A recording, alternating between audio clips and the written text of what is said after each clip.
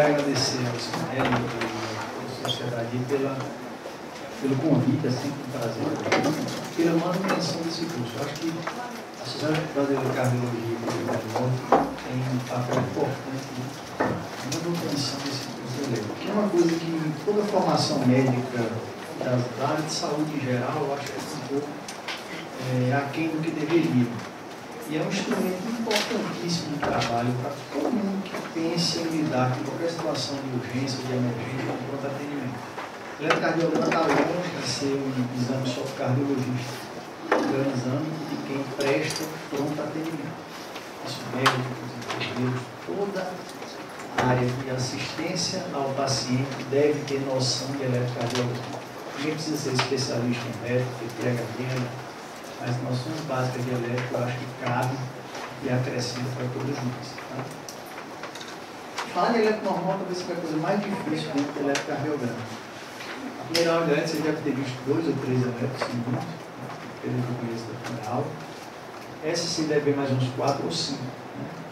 E a gente acha um pouco maçante teórico, mas é isso que vai dar embasamento para a gente entender o que vem pela frente. Senão a gente vai sair daqui depois de aulas e aulas apenas decorando padrões de elétrica, daqui a 6 meses ninguém sabe mais nada. Né? Como em todos os exames, eu acho que você laudar um exame como normal, e o eletrocardiograma é um exame, o mais importante da cardiologia, mas é só um exame, você laudar um exame como normal é uma coisa muito difícil. Você pegar um raio-x, uma tomografia, um elétrico e dizer assim, está normal, você tem que saber o que você está fazendo. Por isso tem muito diagnóstico pseudo-alterado, muitos exames. Né? Você vê coisas que não existem porque a gente não tem, muitas vezes, a segurança de olhar para o exame e dizer esse exame é normal. Então a gente vai falar aqui para vocês como chegar à conclusão de que o eletro é normal. Não existe um eletro normal. Aqui na sala a gente tem dezenas de elétrons normais e cada um diferente. O meu eletro normal é diferente do seu, do seu. Cada um de nós tem um eletro normal. Cada elétron tem 12 derivações. Então é humanamente impossível se decorar o que é um elétron normal. Então a gente tem que ter na cabeça os padrões de elétron normal. Todas as características do elétron vai pegar os padrões de normalidade. Fugiu daquilo ali, acende a luz que tem alguma coisa alterada. E aí, durante o curso vocês vão ver as diversas alterações que podem haver no eletrocardiograma.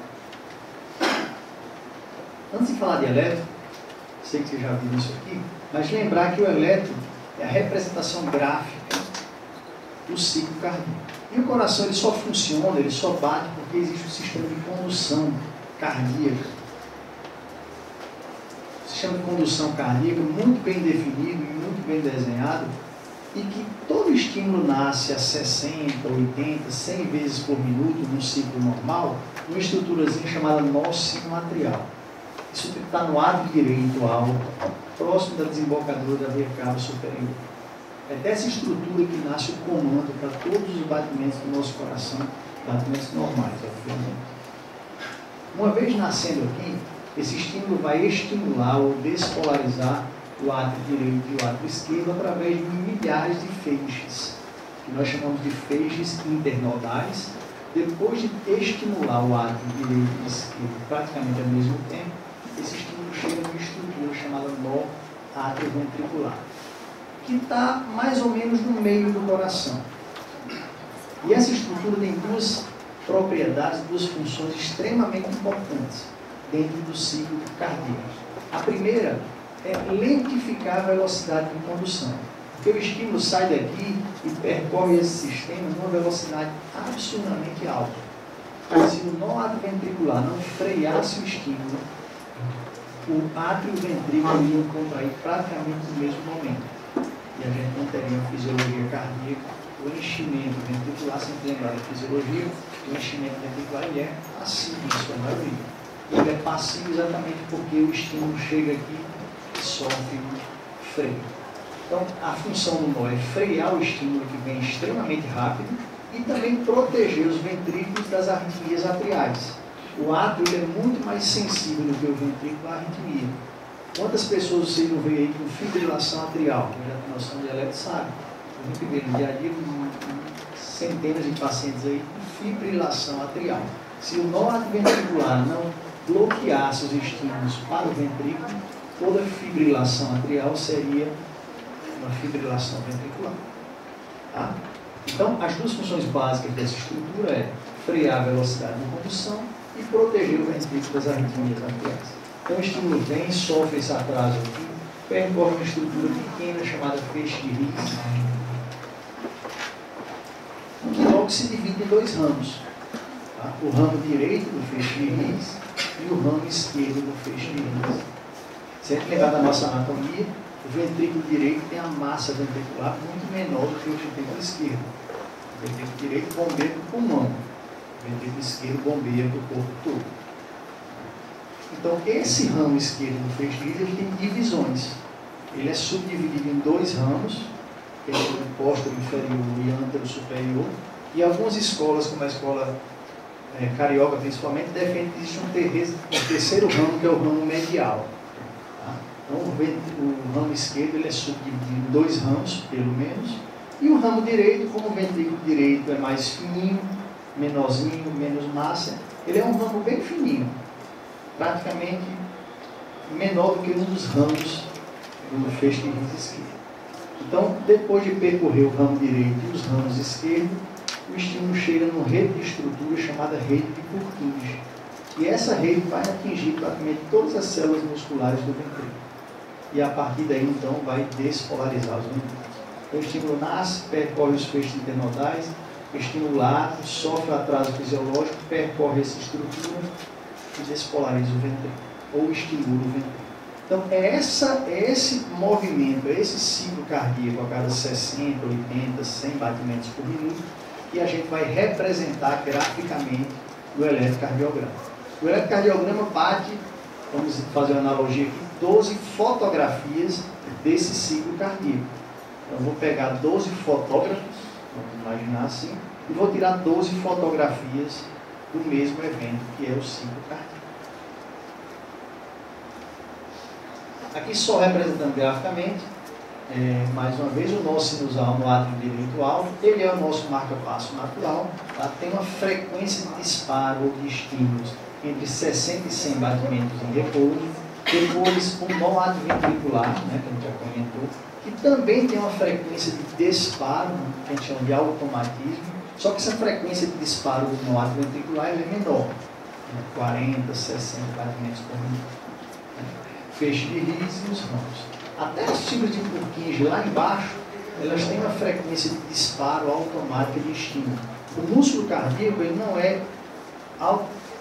não se excita sozinho, mas ele precisa de um pequeno estímulo para sofrer a excitabilidade e se contrair. Então, o nosso sinusal comanda o nosso coração porque ele emite estímulo numa frequência maior do que toda a rede do sistema de condução. Se fosse tudo na mesma frequência, ia ser uma bagunça. Né? Cada hora estaria uma estrutura diferente comandando o nosso coração. Então, se alguém chegar aqui e cortar esse sistema de condução aqui do paciente, por engano ou por maldade mesmo, o coração vai continuar batendo. Né? Vai continuar batendo porque essas fibras de Purkinje lá embaixo, elas conseguem ter o que a gente chama de automatismo. Por isso que o paciente lá de 80 anos, quando chega desmaiando no pronto-socorro, também faz o elétrico lá, que a frequência está em 25, 20, são essas fibras de Purkinje aqui que estão mantendo o estímulo automático do coração. Tá? Então, o sistema de condução, que é uma obra-prima da natureza. Então, o elétrico capta na superfície tudo isso que a gente comentou com vocês aqui. Certo? Essa é a representação gráfica do ciclo cardíaco.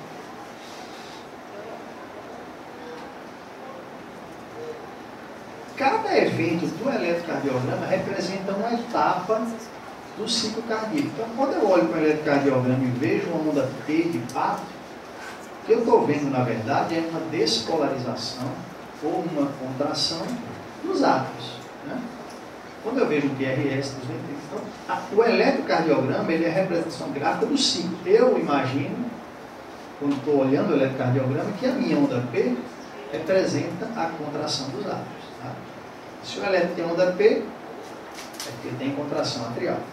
Se eu faço um elétron para o paciente que não tem onda P, não tem contração atrial. Tá? Entre a onda P e o próximo evento do eletrocardiograma, O eletrocardiograma tem 3 coisas para a gente ver só, né? P, QRS e T. Não tem nada além disso, certo? Então, entre a onda P, que é a contração atrial, e o próximo complexo de onda, tem um intervalo. E a gente falou para vocês agora há pouco que o responsável por esse intervalo, na grande maioria do tempo, é o atraso fisiológico do nó ventricular.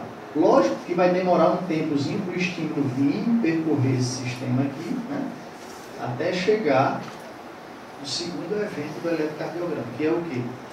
Complexo QRS. O que é o complexo QRS? O complexo QRS é a contração ventricular. Então, no meu eletrocardiograma, a minha onda P é igual à contração atrial, meu complexo QRS é igual à contração ventricular. Se não tem onda P, não tem contração atrial. Se não tem QRS, vamos correr porque é grave, né? Não tem contração ventricular, certo? Então, o complexo QRS, que a gente vai ver aqui, nem sempre tem as 3 ondas positivas assim, corresponde à contração ventricular. E o coração precisa de um tempo para se reorganizar em termos de estrutura iônica, né? Fazer aquela troca de sódio e potássio que aconteceu após a despolarização. Esse tempo existe e a onda T corresponde exatamente à terceira fase, que é essa fase que a gente chama de repolarização. Então o átrio, ele contrai, o ventrículo contrai e o ventrículo se repolariza. O ventrículo despolariza, que é a contração, depois se repolariza. E o átrio, pessoal, ele não repolariza, não. O átrio repolariza. Só que a repolarização atrial, ela cai no momento do complexo QRS, tá? E a massa atrial é muito pequena. E a repolarização atrial, graficamente, ela não é percebida no eletrocardiograma. O eletrocardiograma não tem sensibilidade para captar o que a gente chama de repolarização dos átomos. Então, no eletro, eu vou ter 3 eventos: despolarização ou contração atrial, despolarização ou contração ventricular e repolarização ventricular. Apenas isso, de 12 maneiras diferentes, né? Então, aqui, esquematicamente, tudo isso que a gente falou para você. Outra coisa essencial, antes de a gente falar de eletro normal, é a gente falar do padrão do eletrocardiograma. Me interessa muito na avaliação da onda P, do complexo QRS e da onda T, a duração de cada um dos eventos. Porque muitas das alterações do coração, principalmente das arritmias, envolvem alterações de tempo. O tempo que o estímulo demora a percorrer o sistema, o tempo que o estímulo demora a despolarizar o átrio ou o ventrículo. E para isso eu tenho que ter um padrão, né? Se eu for registrar no papel, esse papel tem que correr numa velocidade X determinada, e esses eventos têm que ter um tamanho também padronizado, senão eu não vou ter como comparar e definir padrões de normalidade. Então, qual é a velocidade padrão de um eletrocardiograma? O papel em todo o eletrocardiograma, ele corre a 25 milímetros por segundo. Tá? E o papel no eletrocardiograma, ele tem 2 divisões. Tem os quadrados maiores, e dentro dele tem 25 quadrados pequenininhos. Não vou contar não, mas vocês contam depois, certo? Então, são 5 colunas de 5 quadradinhos pequenininhos dentro de cada quadrado grande. A gente faz isso para facilitar. Por quê? Porque cada quadrado pequenininho desse é 1 milímetro. Então, se a gente fizer uma regra de 3 básica, a gente vai ver que a cada segundo eu percorro 5 quadrados maiores, grandes. Tá? E se eu fizer uma regra de 3 também, eu vou ver que cada quadrado desse maior demora 0,2 segundo de tempo para ser inscrito. E o menorzinho 0,04. Então, tudo que a gente vai fazer em tempo de tempo é se baseando no número de quadradinhos. Não estou falando então padrão normal, 2 quadrados, 3 quadrados, 4, considerando que o papel corre a 25 milímetros por segundo. Certo? Um quadrado maior, 0,2 segundo. Para facilitar, a gente fala de milissegundos. Então, um quadrado maior corresponde a 200 milissegundos. Certo? 5 quadrados maiores corresponde a 1 segundo. E aí eu vou fazer os cálculos de tempo para determinar se a minha onda P é normal, se o meu intervalo entre onda P e QRS é normal, se a duração do meu QRS é normal. Para isso, eu tenho que saber. Todo eletrocardiograma, deve informar para vocês, em algum local, esse valor, certo? E já teve caso de encaminhar o paciente para a gente com bradicardia, a gente vai ver porque alguém rodou o eletro lá a 50 milímetros por segundo. Então o papel sai muito mais rápido. Quando eu fui calcular a frequência cardíaca, deu totalmente errado. Deu metade do que era no real. Então, esse número tem que estar inscrito em algum campo. Vai depender muito de cada padrão, de cada fábrica, de cada máquina diferente de fazer eletro. Mas esse número vocês vão ter em cada campo. Aqui está escrito o que eu falei. 1 milímetro corresponde a 0,004 segundo ou 40 milissegundos. E 5 quadrados grandes, né, corresponde a 1 segundo. Outra informação essencial é essa aqui. Quando vocês forem ver sobrecargas, hipertrofias, mais à frente no curso, vocês vão ver que a gente mede isso baseado no tamanho dos complexos. Então, eu tenho que saber quantos milímetros corresponde 1 milivolt de diferença de potencial. Vocês viram que o que o elétrico faz é registrar diferenças de potencial. Então, o padrão é que 1 milivolt de diferença de potencial corresponda a 10 milímetros. Então, em algum canto do elétrico que vocês vão analisar, vai ter que ter esse símbolozinho aqui. Esse é o símbolo padrão. Ou vocês vão ver 10 milímetros, ou vocês vão ver o M, que é o standard, é o padrão, certo? Que corresponde a 10 milímetros. Muitos elétricos, pacientes com problemas cardíacos, têm complexos muito grandes, às vezes passa do papel. A onda fica imensa, a gente não consegue nem registrar. Então eu posso, muitas vezes, mudar esse padrão. Eu posso reduzir todo o meu elétrico pela metade, para ficar mais fácil de eu visualizar e medir. Então eu posso reduzir, dizer que 1 milivolt corresponde apenas a 5 milímetros. Ou eu posso, se as ondas são muito pequenininhas, paciente com derrame pericárdico, está lá o coração, não consigo nem ver direito os complexos. Eu posso amplificar isso aí. Eu posso jogar uma diferença de potencial de 1 milivolt, correspondendo agora não a 10, mas a 20 milímetros. Então eu vou dobrar o tamanho de todas as minhas ondas. Então essa informação de velocidade e de amplitude, vocês vão ter que ter. Qual é o padrão? 25 milímetros por segundo e 10 milímetros correspondendo a 1 milivolt de diferença de potencial. Certo? Quando o elétrico padrão desse de página ele é feito, a única informação que a caneta registra é essa aqui. Ela faz todo o traçado, aí no final ela vai registrar, às vezes aqui em cima, às vezes aqui no cantinho, essa informação. Aí na pressa alguém lá aperta o botão para acabar mais rápido o elétrico. Então às vezes você pega um elétrico e não tem essa informação. Tá? Mas se você deixar registrar todo o traçado, no final, todo o elétrico daqueles de caneta, principalmente, ele vai colocar essa e essa informação. Então vamos decorar não, aprender, né, o tempo aí desses quadradinhos. Mais uma vez, para a gente fixar, despolarização atrial, despolarização ou contração ventricular e repolarização ventricular. Alguns traçados vocês vão ver, é muito raro, mas pode acontecer, existe uma quarta onda no final, depois da onda T de tatu, que a gente chama de onda U, certo? Não confundir com a onda P do próximo ciclo, né? A gente tem que ter certeza que não é a onda P de pato, já de outro batimento. Porque se o paciente tiver muito taquicardia, essas ondas ficam meio juntinhas, né? Então, descartando ser uma onda P de pato, se eu encontrar essa onda U, não é motivo para pânico. Tá? A maioria das vezes corresponde ao que a gente chama de repolarização ou ativação dos músculos que sustentam as válvulas, os músculos papilares. Isso é controverso, não é 100% aceito, mas é a teoria mais aceita para explicar a existência dessa onda U.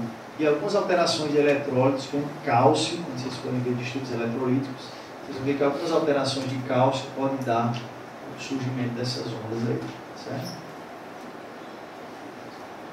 Então, bom, para a gente começar a falar de elétrico, a gente tem que identificar no elétrico normal as 3 ondas, né? Onda P, complexo QRS e onda T. Todo elétrico normal tem que ter, ele QRS e T. Outra coisa que o elétrico normal tem que ter é o intervalo de tempo normal. Então, se o meu estímulo nasce lá no nó sinusal e eu tenho um sistema de condução íntegro, eu tenho um tempo limite para esse estímulo percorrer esse sistema de condução. Se esse tempo estiver alterado, tem alguma coisa errada. Meu sistema de condução está doente, eu tenho um bloqueio, alguma coisa está acontecendo. Então, não é só existirem as 3 ondas para a gente chamar o elétrico de normal. Eu tenho que saber que o intervalo de tempo é normal. E os 3 intervalos mais importantes são esses aqui. Intervalo PR, que vai do início da onda P de impacto até o início do complexo QRS. O que é que significa para mim o intervalo PR? Se eu estou olhando o elétron, eu estou pensando no ciclo cardíaco. É o tempo que o estímulo demora, pessoal, para percorrer todo o sistema de condução. Por quê? Porque o estímulo nasceu lá no nó sinusal, despolarizou o átomo, passou pelo nó AV, percorreu o restante do feixe RIS e chegou no ventrículo. Então, o meu intervalo PR corresponde ao tempo que o estímulo percorre todo o sistema de condução. Se eu tenho intervalo PR normal no eletrocardiograma, eu sei que o meu sistema de condução, teoricamente, eu preciso fazer testes muitas vezes, mas teoricamente o meu sistema de condução está íntegro. Ele está conduzindo o estímulo em todo o seu caminho. Outro intervalo de tempo que eu tenho que ter é a duração do meu complexo QRS. O meu ventrículo ele tem que despolarizar ou ser ativado num tempo limite. Se esse tempo tiver aumentado, o que é que significa? Significa que esse ventrículo está demorando muito para ser ativado ou ser despolarizado. Eu posso ter um dos ramos lá que eu mostrei bloqueado, quebrado, calcificado. Eu posso ter um estímulo que nasceu lá no ventrículo. Se ele nasce no ventrículo, ele não estimula o ventrículo pelo sistema de condução normal. Né? Então, se o meu complexo QRS está aumentado, alguma coisa está errada. Tá? E outra coisa que interessa muito para a gente, em arritmia principalmente, é a duração desse intervalo aqui, chamado intervalo QT, que vai do início da ativação do ventrículo até o final da repolarização. Então, é o ciclo do ventrículo todo de despolarizar e repolarizar. Por que interessa muito para a gente? Porque o início da onda T de tatu é o período elétrico vulnerável do coração. Tá? Qualquer estímulo dado nesse momento aqui, dependendo da intensidade e da frequência, pode desencadear arritmia grave em todo mundo. Tá?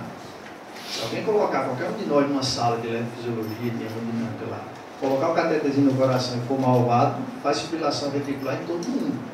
Todo mundo tem um ponto vulnerável. Esse ponto vulnerável, eletricamente falando, é o início da onda T. Por que a gente não tem arritmia a todo momento? Porque é um período muito curto. E tem algumas pessoas que têm o que a gente chama de QT longo. Não sei se alguém já ouviu falar. Mas quando eu tenho QT longo, esse intervalo aqui é muito maior. Então eu aumento, vamos dizer assim, a minha janela de risco. Tá? Então o intervalo QT interessa muito para a gente, que é a arritmia. E quais são os intervalos normais? A gente falou para vocês que o padrão é 25 milímetros por segundo.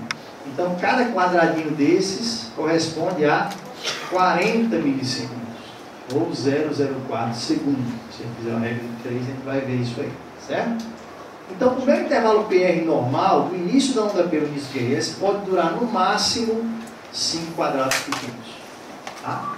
5 quadradinhos, ou, cada quadradinho 40, 200 milissegundos. É um dos mais fáceis da gente ver, porque é um quadrado grande desse aqui. Né? É um quadrado maior desse aqui, limite, o início da onda P ao início do QRS. Tá? Se ele for menor do que 3 quadradinhos, tem que me acender a luz também. Por quê? Qual é a função do nó ventricular? Bloquear a velocidade de condução. Se o estímulo passa muito rápido, pode ter alguma passagem aí oculta para esse estímulo. Vocês vão ver em arritmia que existem doenças que tem uma via de condução acessória, que a gente chama, que desvia o estímulo e ele não sofre esse atraso. Então, o intervalo PR tem um limite mínimo também. Certo? Então, entre 3 e 5 quadrados. Se o intervalo PR está entre 3 e 5 quadrados, o meu intervalo PR é normal. Quer dizer que o meu elétron é normal? Não. Esse padrão é normal. Esse parâmetro, pelo menos, é normal. E o complexo QRS? Até 2 quadrados e meio. Entre 100 e 120 milissegundos pode ser um padrão de normalidade também. Tá? Somente se for um bloqueiozinho de ramo direito, é uma coisa inocente. Mas até 2 quadrados e meio é um padrão absolutamente normal de duração do meu complexo QRS. O que é que significa isso para mim? Significa que o meu ventrículo está sendo despolarizado ou ativado de uma maneira normal. E essa maneira normal qual é? É o estímulo chegar pela via lá por cima e despolarizar ao mesmo tempo os dois ventrículos. Se o estímulo nascer lá no ventrículo esquerdo, com a arritmia, vai ter duração normal esse complexo QRS? Não vai. O estímulo vai demorar muito para ativar o outro lado do coração. Tá? A velocidade de condução, quando não é pelo sistema de condução normal, é muito mais lenta. E o meu intervalo QT normal, do início do QRS ao final da onda T, no máximo 11 quadradinhos. Tá? Então, em termos de intervalo de tempo, esses são os principais. Os outros intervalos de tempo são intervalos mais específicos. Então, no eletrocardiograma, eu tenho que ter os 3 eventos. Esses eventos têm que ter relação um com o outro, obviamente. Eu não posso ter onda P aqui no complexo QRS depois da porta, né? Porque o meu átrio despolariza e depois o meu ventrículo tem que despolarizar. Então, tem que ter os 3 eventos, tem que ter uma relação entre eles, e esses são os intervalos de tempo limites para a gente chamar de eletro normal. Podem interromper a qualquer momento, tá, pessoal? Isso aqui é para a gente tirar as dúvidas. A gente vai falar agora um pouquinho de cada um desses 3 complexos. A gente falou para vocês que existem 3 complexos, os intervalos entre eles de normalidade e qual a característica de cada um normal. A gente nunca vai mostrar para vocês o que é um eletro normal apenas. A gente quer que vocês aprendam padrões de normalidade. Tá? Primeiro a onda P. Né? Vamos seguir o ciclo cardíaco. O que é uma onda P normal? São 2 parâmetros básicos e principais para eu chamar uma onda P de normal. Então, se eu olho para uma onda P no eletrocardiograma, são 2 coisas principais que eu vou analisar. Duração da onda P e amplitude ou tamanho da onda P. Tá? A morfologia é uma coisa muito pouco prática para a gente no dia a dia. E a polaridade me interessa muito, para eu definir se essa onda P, se esse estímulo está nascendo lá no nosso sinusal. Tá? Mas a característica morfológica é de duração e de amplitude. Qual é a duração limite de uma onda P? Então, se o estímulo nasce no nosso sinusal e o meu sistema de condução é íntegro, os meus 2 átomos têm que se despolarizar ou se ativar, no máximo em 120 milissegundos. E o que é 120 milissegundos? 3 quadradinhos pequenininhos. Né? Cada quadradinho, 40 milissegundos. Tá? Então, a duração máxima da onda P, normal, é de 120 milissegundos. Aqui está em D2. Por que D2? Porque D2, pessoal, geralmente no eletro é a derivação onde eu vejo melhor onda P, onde eu vejo melhor QRS e onde eu vejo melhor onda T de tatu. Por isso que o eletro padrão que a gente tem, se você não modificar nada no eletro, ele vem com a derivação longa embaixo, sempre D2. Tá? Porque D2 geralmente é a derivação onde eu vejo melhor essas ondas e posso medir. Eu vou medir minha onda P na derivação onde eu vejo ela bem, ela está toda manchada, cheia de artefato. Né? A morfologia ela varia muito, tá? Não é um padrão fiel para a gente falar em normalidade, mas a amplitude é muito importante. Então, além da duração máxima de 3 quadrados, a minha amplitude máxima é de 3 milímetros. Então, fica fácil para a gente memorizar que a onda P pode durar 3 quadradinhos de tempo e 3 quadradinhos de altura. Tá? Se durar mais do que 120 milissegundos, ou 3 quadrados, tem alguma coisa alterada. Se a minha amplitude for maior do que 3 milímetros, tem alguma coisa alterada. Tá? E outra coisa importante em relação à onda P é isso aqui. Se raciocinar que um ritmo normal ele nasce no átrio direito alto, todo o início da minha onda P é de responsabilidade, vamos dizer assim, do átrio direito. Então, a primeira parte da onda P, eu estou vendo basicamente a despolarização ou ativação do átrio direito. E o final da minha onda P, eu estou vendo basicamente a despolarização do átrio esquerdo. Isso é muito importante quando vocês forem ver sobrecargas. Se o átrio direito é que está crescido, o meu aumento geralmente é de amplitude da onda. A duração não vai mudar muito. Se o meu átrio esquerdo é que está crescido, o meu aumento geralmente é de duração. Tá? Então, lembrar que o início da onda P é de responsabilidade do átrio direito, logicamente que tem interseção, e o final dela é basicamente responsabilidade do átrio esquerdo. Certo? Em relação à polaridade, eu queria que a gente guardasse um pouquinho, eu vou falar quando mostrar um elétrico para vocês em relação ao ritmo sinusal. É mais fácil para a gente captar isso aí. Tá? Onda P normal. Difícil onda P normal? Não. 3 quadradinhos de altura, 3 quadradinhos de duração, né? Não tem muito mistério. E o intervalo PR? A gente já falou basicamente tudo dele, né? É o tempo que o estímulo demora para percorrer todo o sistema de condução. Ele tem a duração máxima de 200 milissegundos ou 5 quadrados. Certo? Duração mínima, 3 quadrados. Lembrar disso, a gente tem que pegar uma derivação para fazer essa medição que seja uma derivação de onda P está bem visível. Tá? Se o meu elétrico D2 não está bom, eu vou medir em V1, vou medir em AVL, o que eu quiser. Mas eu tenho que visualizar bem para poder medir. E outra coisa, sempre fazer mais de uma medição. Tem alterações que a gente vai ver durante o curso que esses intervalos mudam. Então, quando a gente vai ver o intervalo PR, nunca a gente vê só o intervalo PR. Avalia alguns intervalos, pelo menos a grosso modo, para ter certeza que esse intervalo aqui é fixo. O intervalo PR normal ele não muda, pelo menos num curto espaço de tempo, não.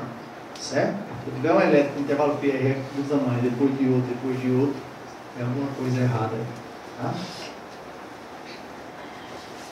Complexo QRS. Complexo QRS é a coisa talvez mais sem padrão que existe no eletrocardiograma, ou que tenha mais variação de padrão. Então, a morfologia, antes eu mostrava aqui um bocado de letrinha para vocês, hoje eu já apaguei, não interessa a morfologia. A gente tem que pensar, basicamente, complexo QRS na duração, na amplitude e na polaridade. Principalmente na duração, certo? Todo complexo QRS, se o ventrículo está sendo ativado de maneira normal, ele só pode durar 2,5 quadrados, no máximo 3 quadrados. A morfologia, pessoal, são 12 morfologias diferentes em cada elétron. Então não tem o mínimo sentido a gente ficar decorando morfologia de elétron normal, de QRS normal, perdão. Tá?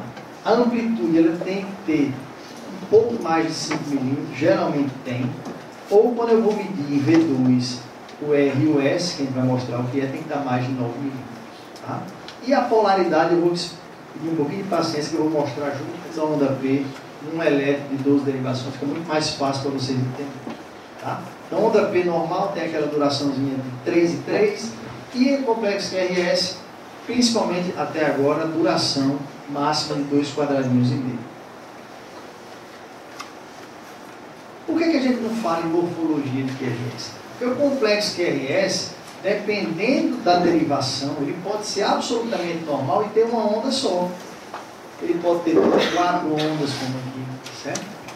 Então a gente não vai nunca decorar a morfologia normal. A gente tem um padrão de nomenclatura para complexo QRS. Toda a primeira onda do complexo QRS, pessoal, se ela for negativa, ela é onda Q de queijo, certo? Toda a primeira onda do complexo QRS, se ela for positiva, ela é onda R de rato. Tá? E a onda S, ela só vai existir se ela vier após uma onda positiva. Seria a segunda, como aqui, a segunda ou a terceira onda do complexo. Tá? Então, ondas positivas eu sempre vou chamar de onda R. E ondas negativas eu sempre vou chamar de onda Q e onda S. Se for antecedendo a onda positiva, onda Q. Se for após uma onda positiva, onda S. Tá? Às vezes eu tenho mais de uma onda positiva. Tá? Como é que eu vou chamar essa segunda onda aqui? Eu não posso chamar de onda T, porque onda T já existe. Então eu teria 2 ondas T. Aqui eu vou chamar de R', certo? Se eu tiver 2 ondas positivas, eu chamo a primeira de R, a segunda eu vou chamar de R', certo? Outra coisa importante, a onda principal, que esse gráfico está errado, porque toda onda tem preguiça de mudar, mas ele está errado. A nomenclatura maiúscula é apenas da onda maior. Então aqui o correto é eu escrever ondas em minúsculo, Q minúsculo, R maiúsculo e S minúsculo. Então quando eu vou descrever num laudo mais detalhado, uma coisa mais elaborada, eu boto tudo junto. Aqui, por exemplo, né? Q minúsculo, R maiúsculo, S minúsculo. Tá? Eu só vou escrever a letra maiúscula mesmo da onda principal. Aqui o maiúsculo é o R. Aqui o maiúsculo é o S de sapo. Aqui, por exemplo, é o complexo Q minúsculo, R minúsculo, S maiúsculo. Certo? Se quiserem decorar, fica à vontade. Os complexos eles podem ter, como eu falei, uma onda só, 2, 3, sem entalhado, tem amplitude maior, menor, isso é extremamente variável. Uma nomenclatura também que, não sei porquê, mas quando eu tenho apenas uma onda negativa, eu chamo de QS. Tá?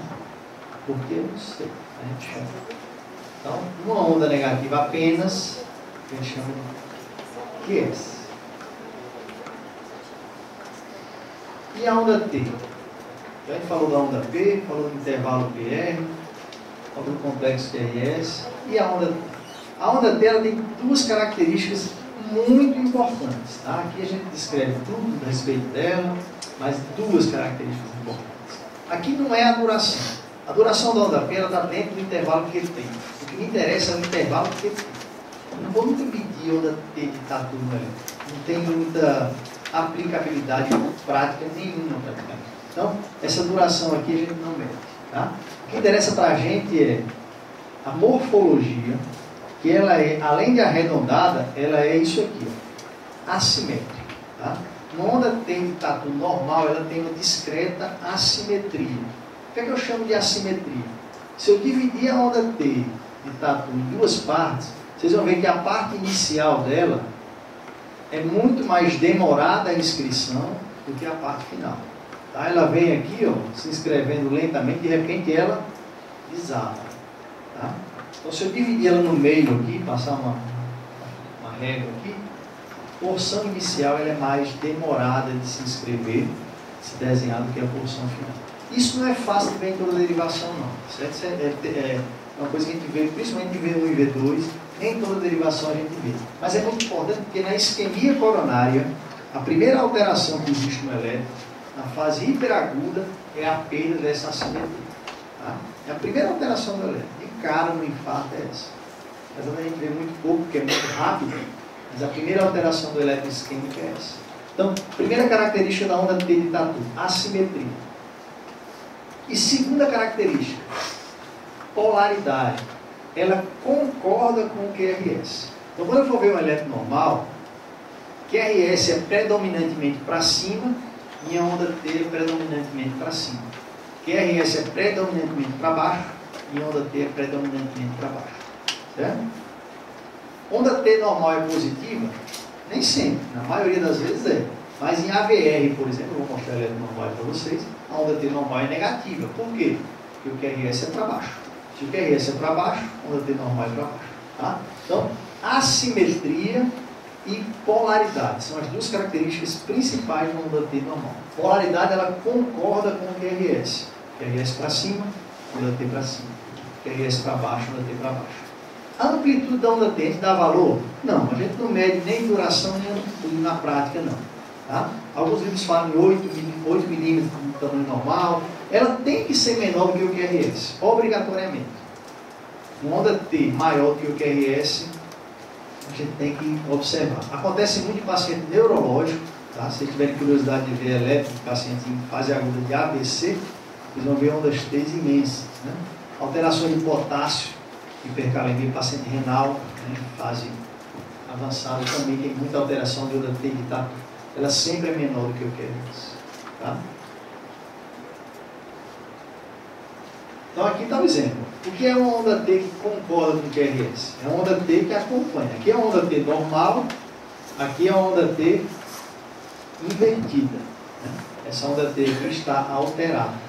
Essa aqui não está normal não, pessoal, está muito simétrica também. Aqui o desenho, esqueci de fazer a assimetria dela aqui. Né? Mas aqui é uma onda T anormal, uma onda T invertida. Certo? Vocês vão ver isso em isquemia, em hipertrofias de ventrículo por hipertensão, em várias situações durante o curso. Tá? Característica normal, assimetria e polaridade. Aqui, ó, só para a gente fixar o que é que eu chamo de assimetria. Tá? Ó, eu dividi na onda T no meio, veja que a fase inicial é muito mais lenta do que a fase final. Certo? Vocês não vão ver isso com todas as derivações com facilidade. Tá? E o segmento ST? A gente não falou nele aqui. O que é o segmento ST? No final do QRS, ao início da onda T, tem um intervalo de neutralidade, que é o que eu chamo de segmento ST. Esse segmento ST normal, pessoal, ele é mais ou menos na linha isoelétrica do elétrico. Entre um evento e outro evento, eu tenho uma linha zero, que eu chamo, uma linha neutralidade.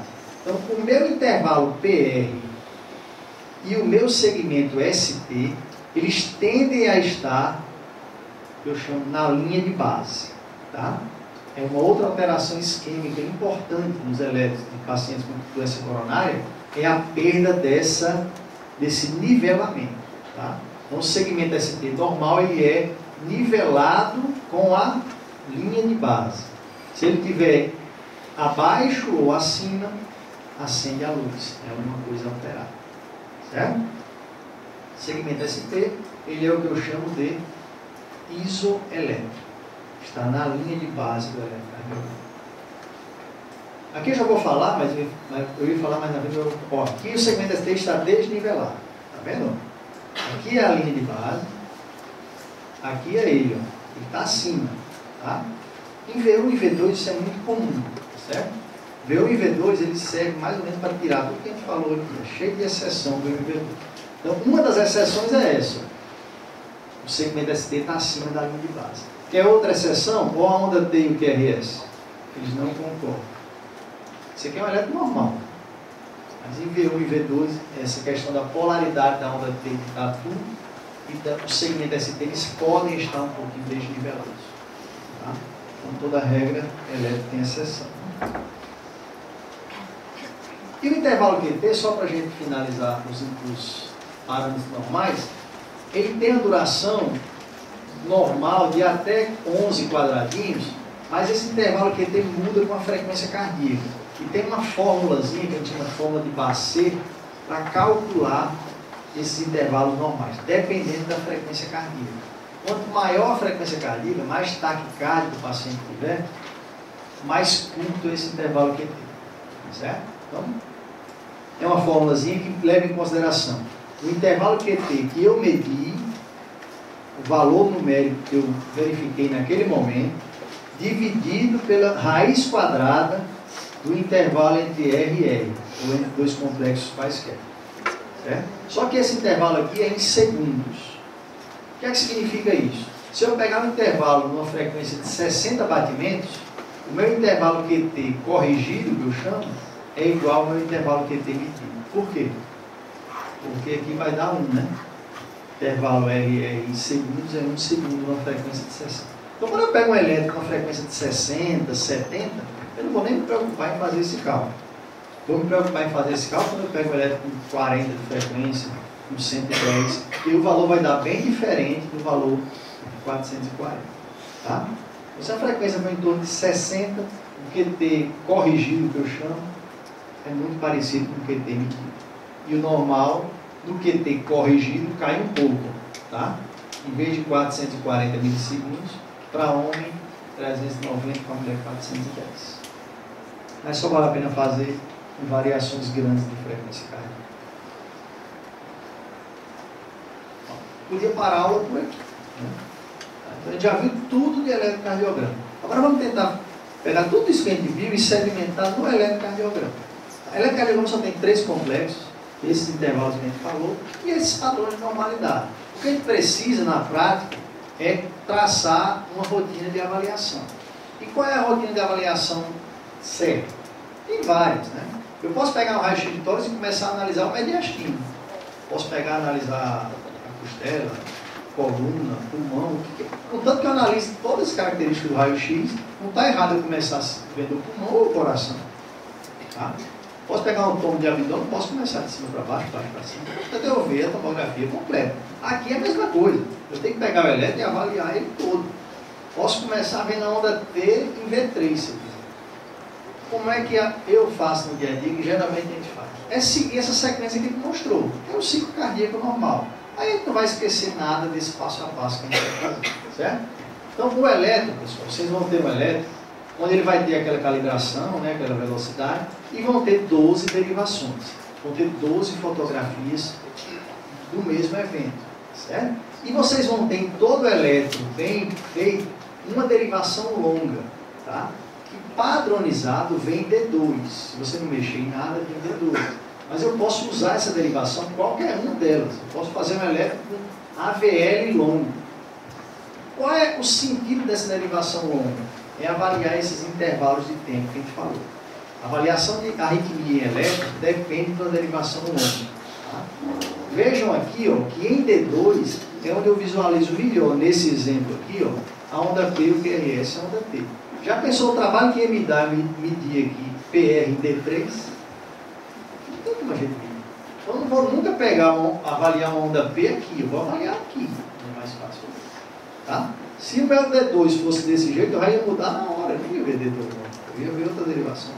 Tá? Então, pegue o eletrocardiograma. Primeira coisa que a gente vai ver, para ficar fácil. Tem onda P? Tem onda P nesse eletro? Primeira coisa que a gente tem que ver. Um ciclo cardíaco normal tem contração atrial. Tem onda P? Tem, né?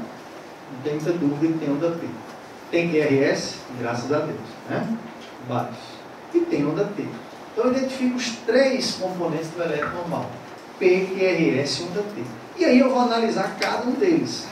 Vamos analisar a onda P. O que é uma onda P normal?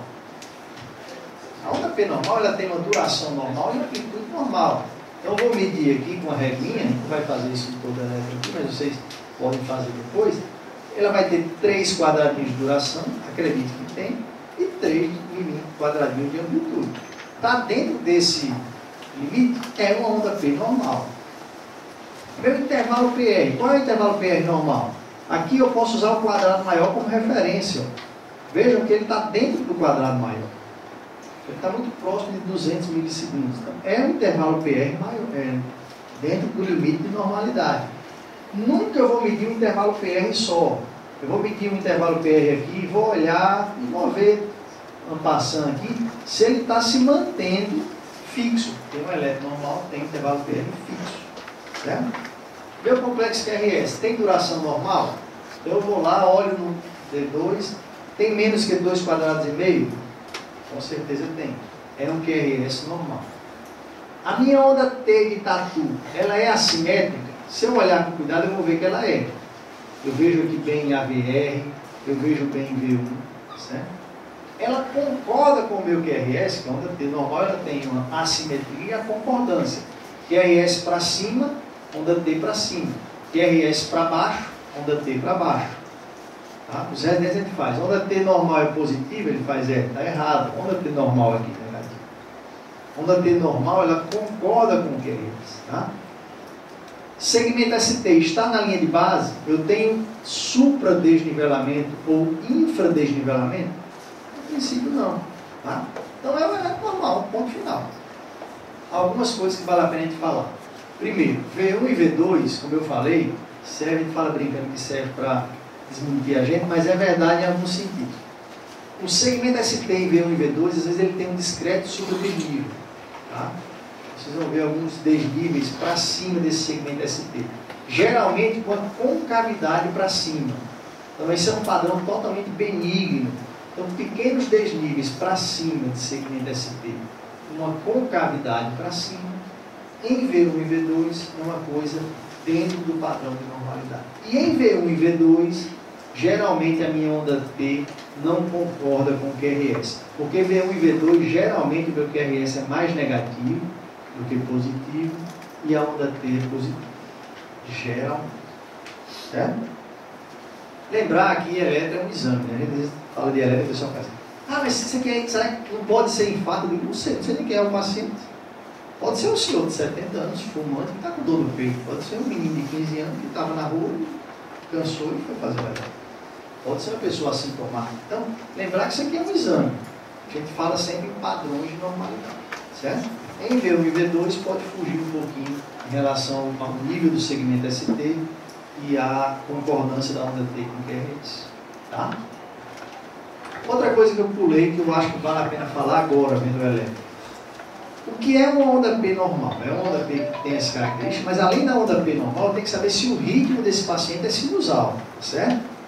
O eletro normal, ele não basta ter onda P, ele tem que ter uma onda P que nasceu no nó átrio ventricular, concorda? Qualquer ritmo de qualquer lugar do átrio vai dar onda P. E eu posso ter uma taquicardia atrial, está lá cheio de onda P, e aquilo ali é patológico. Então não basta ter onda P no eletro. E também, para eu dizer que o ritmo é sinusal, não basta a onda P ter duração e amplitude normal não, tá? eu tenho que saber se ela nasceu no átrio direito alto. Então vamos lembrar um pouquinho da aula aqui, na primeira aula, vocês vão lembrar dos vetores de despolarização. Tá? Então se eu imaginar um ritmo que nasce no canto direito e mais alto do coração, esse vetor de despolarização ele é para baixo e para a esquerda. Certo? Então todas as derivações que estão na parede inferior e que estão à esquerda vão ver a onda P como positiva. Perfeito. Então D2, D3 e AVF são parede inferior. Tá? Então o ritmo sinusal normal ele tem que ser positivo em D2, D3 e AVF e positivo nas derivações esquerdas. Tá? Porque o ritmo está nascendo aqui, ó. O vetor é para cá. É para a esquerda. Então as derivações inferiores e a esquerda tem que ver a onda P positiva. Então D1, D2, D3 e AVF, onda P positiva. D1 e AVL, onda P positiva também. Tá? AVL aqui não está positivo. D3 aqui não dá para saber que está chegando até Fá. Mas não são as 5 derivações não, pessoal. Na maioria delas. Tá? Vocês vão pegar alguns elétrons normais e que D3, por exemplo, a onda P está isoelétrica. Vocês vão pegar alguns elétrons normais que AVL eu não vejo bem a positividade em onda P. Na maioria dessas derivações, a onda P tem que estar positiva. Certo? Ah, mas se estiver nascendo no átrio direito alto e não for no nó sinusal, aí é querer demais. Né? O nó sinusal está no átrio direito alto. O que a gente pode dizer é que o ritmo é no ritmo de átrio direito alto. Está nascendo no nó sinusal no cantinho, 2 centímetros do lado dele, não dá para gente saber. Né? Sim, outra coisa, complexo QRS. Tá? Além da morfologia do complexo QRS, a polaridade também é importante. O vetor principal de despolarização do ventrículo, ele é muito semelhante a isso que eu falei para o átrio. De cima para baixo, direita para esquerda. Então, para avaliar um vetor normal de complexo QRS, quer dizer, de ventrículo, se o ventrículo está despolarizando normal, não tem nenhum desvio do coração, eu posso ter um coração desviado, por crescimento, por doença pulmonar, até dextrocardia, o que quer que seja. Então, ele tem que ser predominantemente positivo em D1 e predominantemente positivo em AVF. F de fato. Tá? Vocês lembraram da... Existe algum motivo que deixa esse segmento ST elevado ainda em uma vez? Isso aqui é mais sério. A parede muscular é fina e ela é extremamente variável. Então, não se tem uma definição fiel disso aí, não. Mas isso aí representa septo. Então, se fala muito, pode ser por isso. Pela espessura do septo e pela mobilidade do septo. É tanto que o padrão em V1-V2 é muito diferente. Mais diferente do que todos os outros. Muda muito de pessoa para pessoa. Não quer dizer que a pessoa não possa ter um infarto de septo. Tá? Então, eu posso pegar uma pessoa com dor no peito e um supra em V1-V2. Lembrar que isso aqui é um exame. Né? Então, você vai avaliar. Teve dúvida, repete. Mas esse padrão é extremamente variável em V1-V2. Está falando do? Sim. Que é esse? D1 e AVF. Certo, pessoal? Então, D1 e AVF sendo positivos, vocês lembraram daquele diagrama de Lewis da aula passada, vocês vão ver que a positividade em D1, junto com a positividade em AVF, limita o quadrante desse vetor entre 0 e 90. Então, é o vetor dentro da normalidade. Tá? Eu vou usar as outras derivações para saber se o vetor está a 45, a 52, a 60, a 70, a 80, a 10. Mas se o QRS for positivo em D1 e positivo em AVF, ele está dentro do eixo de normalidade. Pessoas mais altas, o coração é mais em pé. Então o meu vetor está mais para 90 graus. Então meu AVF tende a ser maior do que o meu D1, que tende a ser pequenininho. Pega uma pessoa mais brevilínea, grávida, que o coração está quase na boca, né? Por causa da gravidez. O coração está todo deitado. D1 bem grande, né? Paralelo a D1. O AVF vai estar bem pequenininho. Se for positivo em D1 e positivo em AVF, eixo normal entre 0 e 90. Alguns padrões de normalidade têm o AVF negativo.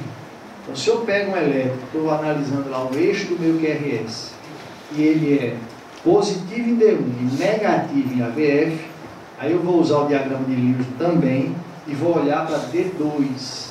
Tá? se ele for positivo em D1, negativo em AVF e positivo em D2, ele está entre 0 e menos 30. Também é um padrão de normalidade. Tá? Eu vou ver isso para uma pessoa de 2 metros, o coração dela está baixo. As pessoas mais brevilíneas, ele pode ter o eixo do coração até menos 30. Então, positivo em D1, negativo em AVF e positivo em D2 também significa normalidade. Tá?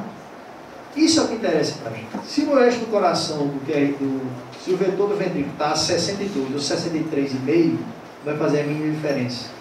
Vai fazer a diferença para a gente é saber que o eixo é normal. Certo? Lembrar também que as derivações mostram paredes. Então esses 3 fotógrafos aqui, ó, estão fotografando o coração lá de baixo. Parede inferior. Tá? Isso vai ser muito importante quando vocês forem estudar as isquemias, né? Por exemplo, ninguém infarta uma derivação, a gente infarta uma parede do coração, né? Então eu tenho um infarto de parede inferior. Se o meu D2 está alterado, meu D3 vai estar, meu AVF vai estar. Então, essas 3 derivações mostram a mesma parede, a parede inferior, que é irrigada pela artéria coronária direita. Vocês vão ver isso muito bem na aula de isquemia. D1 e AVL mostram o coração mais à esquerda. A gente chama de parede lateral alta. Certo? Então, o fotógrafo está aqui em cima do ombro, praticamente. Né? V5 e V6 também mostram parede lateral, só que é mais baixo. A gente chama lateral alta D1 e AVL, lateral V5 e V6. Parede lateral D1, AVL, V5 e V6. Tá? V3 e V4 mostram a parede anterior mesmo do coração, a parte da frente do coração. Né? E V1 e V2 mostram a parede septal. Tá? Então aqui é a esquematização das 12 derivações. Vai ter uma derivação longa aqui do nosso elétrico, né? O nosso elétrico foi padrão. E cada derivação mostra uma parede. Tá? Vale muito isso, é muito importante quando eu falo em isquemia coronária principalmente. Isso aqui eu já mostrei para vocês, né? O padrão de 5 milímetros recortado em quadradinhos de 1 milímetro. Lembrando que cada quadradinho pequeno, 40 milissegundos. Cada quadrado maior, 200 milissegundos. E cada 5 quadrados, 1 milissegundo. Né? Aqui, o meu intervalo é tempo. E aqui, o meu intervalo é massa. Então, quando eu for falar em sobrecarga, né, o colega for falar, ele vai falar muito em amplitude. Quando alguém for falar em arritmia, vai falar muito em duração de tempo. Certo? Tempo, quantidade de músculo, massa. Novamente, né, repetição daquele mesmo slide. E a última coisa em elétrico, uma das últimas, eu acho, é calcular a frequência cardíaca. Existem várias maneiras de se calcular a frequência cardíaca no elétrico. Tá? O mais comum que a gente faz é pegar 2 complexos e fazer uma regrazinha de 3 básicas. Tá? Dividir 1500 pelo número de quadrados pequenos entre 2 complexos. Então, se eu tenho um complexo que é esse aqui e tenho outro aqui, eu vou dividir 1500 pelo número de quadrados pequenos entre os 2 complexos. Aqui, por exemplo, daria 15, a frequência de 100 batimentos. Se eu tivesse um complexo aqui e outro aqui, frequência de 150. Um complexo aqui e outro aqui, 75. Um aqui e assim por diante. Tá?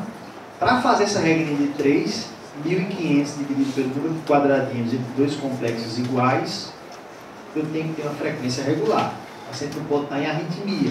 Se ele está com a frequência muito variável, eu não tenho como fazer isso. Mas se for um ritmo regular, eu posso usar essa regra de 3 sem problema nenhum. Certo? Usando basicamente aquele raciocínio que a gente fez lá dos intervalos de tempo. Tá? Então, existem várias maneiras, essa é uma das que a gente mais usa. 1500 dividido pelo número de quadradinhos pequenos entre 2 complexos. Eu posso fazer 2 ondas P's, mas o complexo QRS é muito mais fácil de eu visualizar. Né? Do que dividir em 2 ondas P's, por exemplo.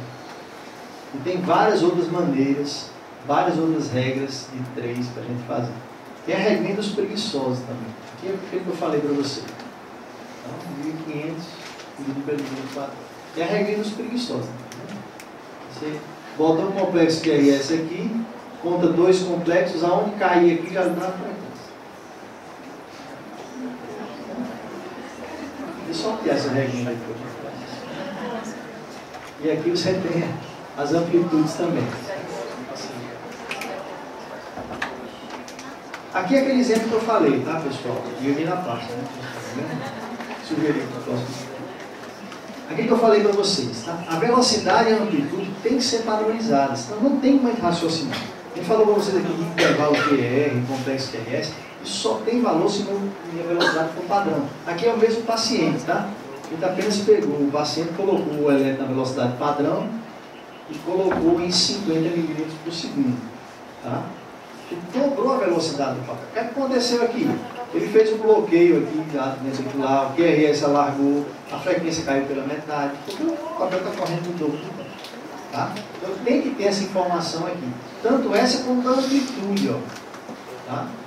Aqui 10 milímetros, aqui é a amplitude padrão, o M que a gente chama. Tá? Aqui a torrezinha ó, mostrando 10 milímetros. Certo? Aqui a respeito do ritmo sinusal, aquilo que eu já comentei com vocês. Principal na caracterização do ritmo sinusal é você olhar onda P em D2, D3 e AVF, ela deve ser positiva, ou em todas ou na maioria delas, e D1 e AVL também deve ser positiva. Aqui é o diagrama de Lewis para mostrar a você o seguinte, que se o meu D1 for positivo e o meu AVF for positivo, o meu eixo está aqui, não tem outra possibilidade. Tá? Ele pode estar aqui, ou aqui, ou aqui. Quer dizer que está entre 0 e 90. Então, o meu eixo é normal. Se o meu coração for mais deitado, o meu eixo vai estar mais a 0 grau do que a 90. E aqui eu vou ter uma amplitude de D1 muito maior do que de AVF. Eu posso ter o AVF até isso de fase. Né? Então, nessa situação que o vetor do coração é bem deitado, é paralelo ao D1, a representação gráfica na derivação D1 é muito grande, muito maior do que em AVF. Tá? O contrário também, né? Aqui se for um eixo intermediário, eu vou ter D1 e AVF mais ou menos do mesmo tamanho. E se for o contrário, se for um paciente jogador de basquete, o coração está lá para baixo e o AVF é grande. Tá? Eu estou paralelo à derivação AVF. O meu D1, a representação gráfica de D1 é muito pequena. Então o complexo vai estar isodifásico com D1. E lembrar que o eixo normal ele pode ir até menos 30, tá? Então se eu tiver positividade em D1 e negatividade em AVF, né? Eu vou estar por aqui, eu vou olhar para D2. Se o meu D2 for positivo, o meu eixo vai estar aqui. Quem quiser, é menos 30. Isso aí vocês pegam o diagrama, que vocês vão ver o D2 direitinho, onde é que ele está. Foi mais ou menos isso que a gente mostrou. Aqui são todos os eixos alterados, tá certo? Esses outros aqui, ó. Todos os eixos aqui são eixos anormais, né? De alterações. E aqui todas as possibilidades que existem. E aqui é o motivo pelo qual a gente não decora elétrico, tá? Aqui é um diagrama mostrando todas as possibilidades. D1, D2, D3, R, LF, 1, 2, 3, F. Em cada uma das posições. Então daqui até aqui é tudo normal. Tá? Então, são inúmeras possibilidades. A gente tem que pensar em padrão de normalidade, não ficar decorando onde é que o QRS é para cima, onde é que ele é para baixo. Isso não tem sentido nenhum. Então, quem quiser decorar, fica à vontade. Você quer do Enéas. Então, aí o eixo normal. Aqui a gente não considera mais normal, é muito controverso. A gente considera até mais 90 mesmo como eixo normal. E aqui o elétrico tem que ficar triste, né? Só falando. Mais uma vez, eu vou mostrar, para finalizar esse, alguns elétricos que treinar um pouquinho. Tá? Então, procura onda P, pessoal. Tem onda P? Tem. É ritmo sinusal? Não sei. Vou ver a onda P em D2, D3 e AV. Esse é o mesmo elétrico. Né? É positivo em derivações inferiores, é positivo em parede lateral esquerda. Ritmo é sinusal. Eu vou medir agora a duração da minha onda P. Tem menos que 3 quadrados de duração e menos que 3 de amplitude, é uma onda P normal, tamanho de amplitude, não vou ter sobrecarga, nada. Vou medir o meu intervalo PR, início da onda P ou início do QRS. Tem menos que 5 quadradinhos, Tem. Se tem menos que 5 quadradinhos é normal. Sempre verificar mais de um intervalo PR. Tá? Olha um aqui, olha outro aqui, olha outro por aqui. Tá? Vou ver o meu QRS. Ele é positivo em D1? É. É positivo em ABF? É. Está entre 0 e 90. Tá? Se quiser, depois a gente faz aquele diagrama todinho para ver onde é que ele está. Né? Vou ver a duração dele. Tem menos que 2 quadrados e meio, menos que 3? Tem. Então é duração normal. Meu ventrículo está sendo despolarizado pelos 2 ramos direitinho, sem bloqueio, sem nada. Meu segmento PR, segmento ST é normal? É. Apenas varia um pouco aqui, mas ele é normal. E a minha onda T concorda com o QRS e é assimétrica? É. O meu elétron é normal, ponto final. Certo? Outro exemplo, aqui não é o elétron, mas mostrando uma morfologia de cada derivação. Então eu vou olhar a onda P. Tem onda P? É positivo em D2, D3 e F? É positivo em D1 e AVL? AVL não é, né? Mas é em D1, D2, D3. Então é um vetor, é um ritmo que está nascendo no lado direito do alvo. O intervalo P aí tem que ter menos de 200 milissegundos, certo? O complexo QRS tem que ser fininho. Polaridade, é positivo em D1? É positivo em AVF? Eixo normal. Quando eu falo é positivo, pessoal, é predominantemente. Tá? Aqui, por exemplo, eu falo que é positivo. Por quê? Porque predomina os vetores para cima. Tá? Não tem que ser totalmente para cima ou totalmente para baixo. Tá? Segmento ST, está na linha de base? Pode dizer que está.